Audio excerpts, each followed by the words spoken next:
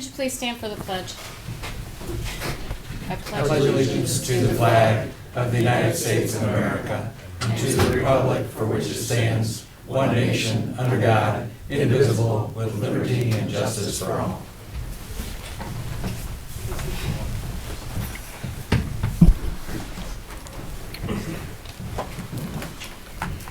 Heavenly Father, we beseech your divine guidance in this meeting. Keep us ever mindful of our obligation. Grant us, dear Lord, wisdom, tolerance, and courage, that we may well serve our county and fulfill our trust. Amen. Amen. Move to approve the minutes of May 19th. Second? Discussion? Roll? Hambley? Yes. Harrison? Yes. Sweattick? Yes. Okay, next up, we have some retirement commendations. First up, we have a resolution commending Vicky Zalawiski. I'm sorry, for her 26 years of service with Medina County, whereas it has come to the attention of the Board of County Commissioners that Vicky Zalawiski is retiring from the County Engineer's Office on May 29th, 2026, and whereas Vicky has been associated with the County Engineer's Office since 2000, where she started as a permit secretary and concluded her career as the permit coordinator for the Engineer's Office, and whereas Vicky has served as a faithful employee under 3 different county engineers, performing her duties in a superior manner, exercising initiative and sound judgment in the method and priority of all work assigned to her, and providing support and encouragement to fellow employees. And whereas the Board of County Commissioners wishes to recognize and honor Vicky for her unparalleled commitment and diligent work during her career with the Medina County Engineer's Office. Now therefore be it resolved by the Board of County Commissioners of Medina County, Ohio, that Vicky be and is hereby commended for her 26 years of service with Medina County. Move to approve. Second? Discussion. Thank you so much for your service. Roll. Hambley? Yes. Harrison? Yes. Sweattick? Yes. Come on up.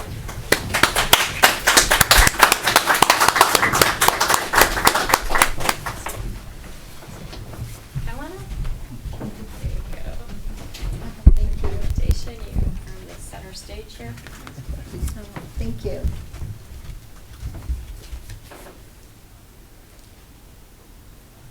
Okay. Thank you. Want to say a few words? No, I don't. Well, I was going to say after the second another one. picture. Another picture. Oh, no, come on, another Oh, picture. another one? Gina's late to the game. Oh, no. Ryan was crying. I'm going to reserve our comment Got about it, both. got it. Okay. Brian's taking some shrapnel today. He is. Okay, next up, we have a resolution commending Dan Wilhite for his 32 years of service with Medina County, whereas it has come to the attention of the Board of County Commissioners that Dan Wilhite is retiring from the County Engineer's Office on May 29th, 2026, and whereas Dan has been associated with the County Engineer's Office since 1994, where he started as a Civil Engineer 2 and concluded his career as the Stormwater Department Director. Whereas Dan has served as a faithful employee under 3 different county commissioners as the floodplain administrator for Medina County and was instrumental in rewriting, updating of the Medina County stormwater regulations. Dan performed his duties in a superior manner, exercising initiative and sound judgment in the method and priority of all work assigned to him, and providing support and encouragement to fellow employees by being a mentor. And whereas the Board of County Commissioners wishes to recognize and honor Dan for his unparalleled commitment and diligent work during his career with the Medina County Engineer's Office. Now therefore be it resolved by the Board of County Commissioners of Medina County, Ohio, that Dan Wilhoit be and is hereby commended for his 32 years of service with Medina County. Move to approve. Second? Discussion, thank you so much for your service. Come on up. We need to vote. Yep. Need to vote. Hambley? Yes. Harrison? Yes. Sweattick? Yes. Details.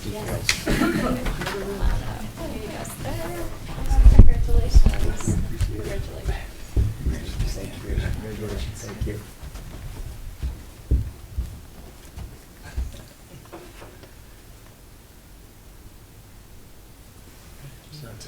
Go, 2 more. We had practice. Yeah. You want want to speak first, Dan? Say any words? Sure. Just wanted to say, the opening prayer that you had really struck a chord, just because it has been an honor and privilege to work for Medina County. And it's just been a great experience for me. So thank you. Thank you. Been great you. working with you. Enjoy.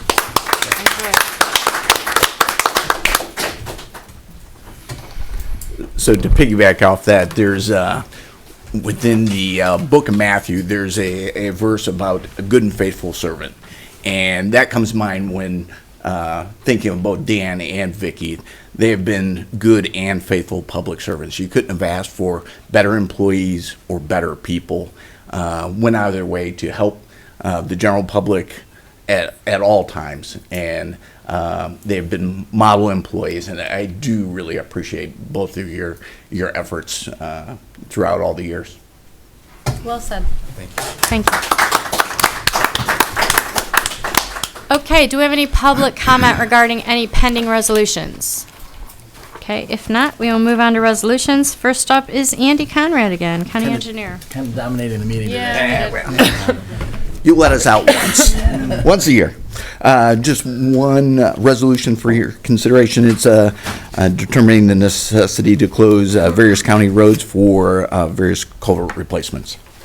Move to approve. Second? Discussion? Roll? Hambley? Yes. Harrison? Yes. Sweattick? Yes. Okay, and the Thank you. permit list should be there for Yeah. you. Yep. Thanks, Thank Andy. you. Next up, we have Ben Romaine from Sanitary Director of Engineering. Good morning. Hey, how you guys doing? Good, Ben. I have 6 resolutions for your consideration today. So the first one is amending a design service agreement with Hazen and Sawyer for the Chippewa wastewater treatment plant project. We are authorizing the sanitary engineer to enter into agreement with Wade Trim for construction inspection services for the Chippewa and Lake Road water main replacement project. We are authorizing the sanitary engineer to enter into agreement with the DLZ Corporation for professional design services for the Ridgewood water main extension. Authorizing a change order number 3 for the Hinckley wastewater treatment plant headworks improvement project. Authorizing the sanitary engineer to enter into agreement with the GPD Group for professional design services for the Hinckley wastewater treatment plant administration building project, as well as authorizing the sanitary engineer to enter into an agreement with Hazen and Sawyer for the professional design services for the Hinckley wastewater treatment plant UV disinfection and facility improvements project. Move to approve the 6 resolutions. Second? Discussion? Roll? Hambley? Yes. Harrison? Yes. Sweattick? Yes. All right, thank you. Ben. Next up, we have Denise Testa, our Planning Services Director. Good morning. I have just one resolution for your consideration authorizing the submission of an application for funding the Community Development Block Grant Program for program year 2026. Move to approve. Second? Discussion? Roll? Hambley? Yes. Harrison? Yes. Sweattick? Yes. Very Thank good. you. Thank you. Next up, we have Holly Murin, our Human Resources Director. Good morning. Hey, Holly. On our personnel changes resolution today, we have 2 new hires, 1 in sanitary and 1 at senior and adult services. 30 rate increases, 2 in sanitary and 28 at senior and adult services. 2 leave of absence, 1 at job and family services and 1 in sanitary, and 1 resignation in maintenance. Move to approve. Second? Discussion? Roll? Hambley? Yes. Harrison? Yes. Sweattick? Yes. Very good. Thank you. Next up, we have Brett Thomas, our Finance Director.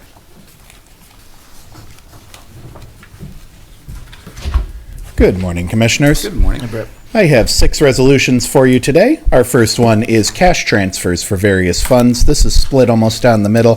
The first part is our quarterly transfers out to support our various other funds for housekeeping and maintenance. And our second portion is actually to transfer for a senior and adult services for support of their activities, home delivered meals, protective services, and the Wadsworth Kitchen Fund. Our second resolution is the cash transfer for the Social Services Levy Fund. Our third resolution is accepting the approval of the Sheriff's Evidence Storage Security Enhancement Protection Grant. This grant goes from April 26 through June 27 for $3,959.49. Our fourth resolution is revenue adjustments for the sale of surplus county property. This is just an adjustment over for everything that has been sold on GovDeals.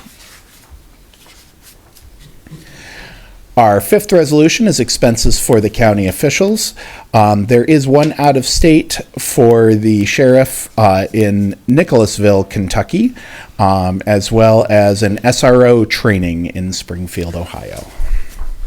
And then our sixth and final resolution is our weekly bills in the amount of $963,563.15. Move to approve the 6 resolutions. Second.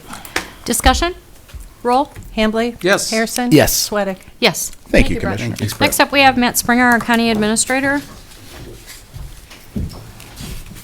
Good morning. Good morning. I have 4 resolutions. The first one is approving a transfer of a vehicle from Drug Task Force to the Sheriff's Office. This vehicle is no longer needed for DTF operations. Second resolution is approving an amended lease agreement with the Executive Director for the Court-Appointed Special Advocates, also known as CASA. This would be for space at the Human Service Center building for the period of July 1, 2026 through June 30th of 2027. Third resolution is approving an agreement between McSass and the Sanctuary of Wadsworth for the emergency placement of adult protective service clients. And then fourth is very similar. This is approving an agreement between McSass and the county home, also for emergency placement of adult protective service clients. Move to approve the 4 resolutions. Second. Discussion? On the CASA, are they in that space already? They are. Okay. They've been there for over a year now. Yeah, I So thought this is essentially a renewal. A renewal. lease. Yep. Okay. And then we had talked, I think there were some emails that had gone back and forth about maybe having them come in for a quarterly. Yeah, so the report. executive director will be here in the next couple of weeks. I don't know the exact date. Great. But she'll be in here to give us a report on their Super. activities Good. over the last year. I think as they're impact. getting started, that's Yeah. a good process that for us to. scheduled. Right. Good. Fantastic. Yeah. Thanks. Roll? Hambley? Yes. Harrison? Yes. Sweattick? Yes. Yeah, thank Thanks, you. Matt. Next up, we have Mike Lyons from the Prosecutor's Office. Oh, we have sub for Mike. Good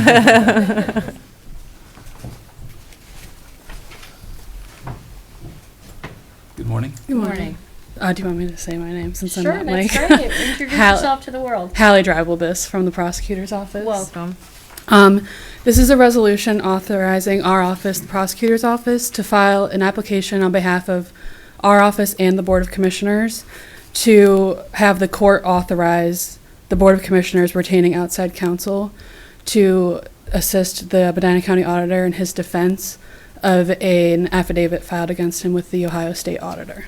So upon the approval from the court, the attorney would be retained and his fee agreement is attached to this as an exhibit. Move to approve. Second. Discussion? Roll? Hambley? Yes. Harrison? Yes. Sweattick? Yes. Thank you. Very good. Thank you. Okay, next up, we have department updates. First up, we have Debbie Kiley from Job and Family Services. Good morning. Hi, Debbie. First off, just one resolution for your consideration. It's just approving our Title 20 plan for the Social Services Division. Move to approve. Second. Discussion? Roll? Hambley? Yes. Harrison? Yes. Sweattick? Yes. And department updates, just some data for you this month. For child support, to date, the division has established support on over 97% of the cases that were brought to them, and the same for establishing paternity. They considered 97% of those requests. And for the federal fiscal year, the division has collected over $10 million in support payments and $1.8 million in past due payments. The Public Assistance Division, they've issued $1.5 million in SNAP benefits. Our recipients have actually decreased from over 9,500 now to 8,900. Our TANF population also continues to decrease. We're at just over 76 recipients, and we've issued just over 20,000 last month, April of 2026. And for Medicaid, we're down there as well. Rather than 25,000, we have just over 21,000 residents that are in receipt of Medicaid. For Child Protective, we currently have 87 children in care. That is down from 103 in April of last year. 23 of those 87 are in treatment centers, and the balance are in either relative care or traditional foster homes. And the division has answered 138 calls of reports of abuse and neglect in April of 2026. And just one quick public service announcement. The Sunbucks program is once again running this year. That's for school-aged children that are eligible for the free or reduced lunch program. It helps feed them during the summer months when they're not afforded that opportunity in school. If the children are eligible for also not only the free and reduced priced lunch program, if they're eligible for that, but if they're also eligible for Medicaid or TANF or currently receiving SNAP, they'll automatically be enrolled in that program. So families don't have to apply. The schools are actually sending that information about those who are eligible for the free and reduced lunch. They send that to the issuance of the EBT, the SNAP card, and those cards will come either in the child's name or show up on the family's actual SNAP benefit card. Each child's eligible for $120. It's for the entire summer month. After, I believe it's October 31st, those benefits will expire. So it's meant to be spent during the summer months. So if they don't use them, they'll expunge those benefits. And again, it's $120 for each child that's in the home. Brian's gone. I sent this information to Brian, so it will show up in next newsletter. Great. Very good. That's all I have. Great. Thank you. All right. Thanks, You're Debbie. welcome. Okay, next up we have Shannon Ryan, our transit director. Good morning. Good morning. I'm happy to see the sunshine. Yeah. Man. Just an update for April. Our ridership continued to do well. We were above the 25 average by a couple hundred trips for the month. Just seeing a solid performance, 0 trip denials. Our passengers per revenue hour is what we're watching to make sure we group as many folks together. Cost per passenger remains pretty steady, up from last year, but down from the 26 average. So really looking good there. Our trips for the seniors continue to kind of level out. Again, with the nice weather, I hope to see more traveling out there for those. Just a couple updates on some of the projects we have going on, if you have any questions about the report. Our radio communication project is we have received all the equipment except one dispatch piece of equipment. We're installing everything. It takes a minute. Maintenance is doing, our Medina County maintenance crew is installing the new system. It's going to be just spectacular compared to what we've been dealing with. So at a significant cost effectiveness. So really happy to see that. I just shared with somebody in the audience there that we were able to get our South Circular Service public meeting scheduled at the Homerville Community Center after driving down, meeting with a few people. It's going to be on June 4th, 11 a.m. to 12 p.m. So I'm going to share some things as far as our consistency of how we schedule, improvements for them, some safety sharing we're going to have for them, and also some overall ridership improvements for that large community there. I think we're going to make an impact that day of sharing a lot of information, resolving some concerns we have from the public. And the last thing I have is our project timeline on notifications. We had our kickoff meeting. We're going to be working weekly. We have a weekly meeting with our software vendor, and it's going to be going all the way through about the middle of July. So hopefully by the end of July, everything's in place. So they get that notification the night before, and they also get that imminent arrival call that is going to really help our no-shows and our effectiveness with the community. So Great. Good all job. good communication. Excellent. Thank you. Okay, thank you. Good job. Okay, next up we do a few commissioner resolutions. We have a resolution reappointing Christian Minicello and Stephanie Young to the Ohio Children's Trust Fund Northeast Ohio Regional Prevention Council. Move to approve. Second. Discussion? Roll? Hambley? Yes. Harrison? Yes. Sweattick? Yes. Then we have a resolution approving the filing of an F-Class temporary permit application to allow the sale of beer during the 2026 Medina County Fair. Move to approve. Second. Discussion? Roll? Hambley? Yes. Harrison? Yes. Sweattick? Yes. Okay, we will move on to public comment. Is there anybody here with any public comments? Okay, we will move on to discussion session. First up, Steve? No, I guess we're going to be talking about Montville, all that, so I've got nothing. Aaron? Yeah, I don't have anything in addition to that. Okay, Matt? Anyone? Okay, the only other thing I have before we move on to Montville, I have two quick things. The Budget Commission agreed to move the monthly meeting, so I just kind of wanted to publicly announce that from the third Friday of every month to the third Thursday going forward.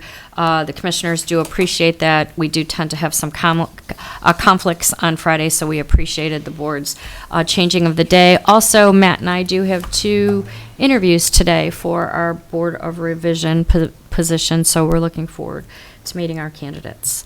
Great. Okay, so who would like to lead the Montville Township? Would you like to lead that discussion? I know, actually, I mean, I think like you, we've received complaints Yes. in Medina Township, and I mean, even some elsewhere over the last number of months. And then this is the first time we've gotten in writing, I guess, suggestions from a township regarding as to what they would like to see. At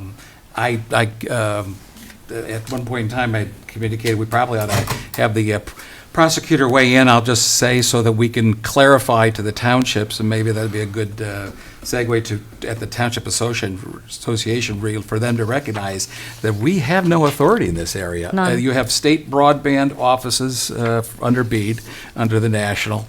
They're the ones that set the regulations for anything that is federal grant and also the state grant. They oversee that. They're the ones that actually have the oversight. But those I'll just say those grant requirements are so fraught with loopholes and areas that basically when it comes to these installers, I agree with everything they've said about stricter permitting requirements, enhanced accountability, notification standards, but unfortunately it's the state of Ohio that lacks those standards. And we do not have that authority.